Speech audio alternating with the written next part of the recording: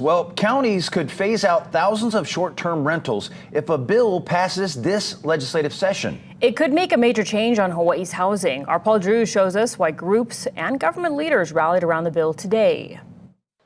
Lahaina Strong came to Oahu to make their voices heard to lawmakers over the issue of housing, which is personal for Shannon Ii because the Lahaina fires displaced her family. We are living in a hotel. And it's rough, but we just do what we got to do to survive.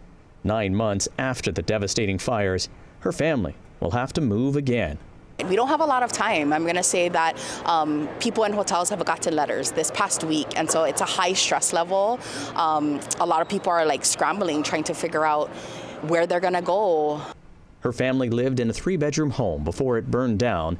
And while she'd like to move to a place with more space, that's not her first priority.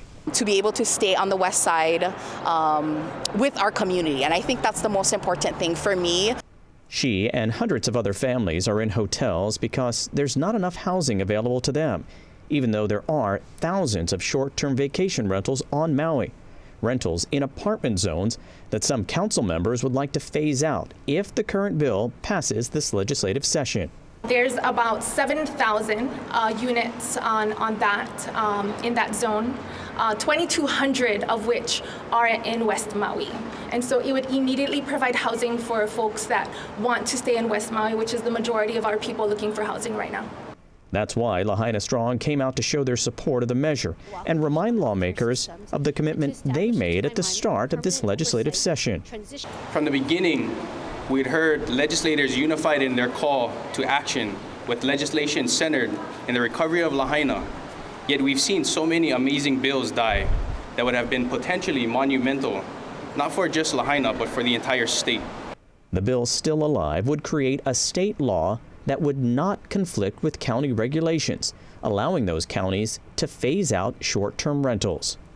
This measure empowers the counties to make decisions that they feel are necessary and in the best interest of their own communities in the way each island community sees fit, without a 50-year-old law being co-opted to hamper their efforts. An estimated 75,000 illegal short-term rentals around the state could be impacted by the bill, one that's supported by numerous lawmakers and even the governor. And when this bill passes and it's signed, it will have a positive, profound impact for our people. People will be able to get housing again. The bill will go to its final conference committee before it's expected to get a full vote on the chamber floor. Ii reminds lawmakers their decision now could impact thousands across Hawaii for years to come.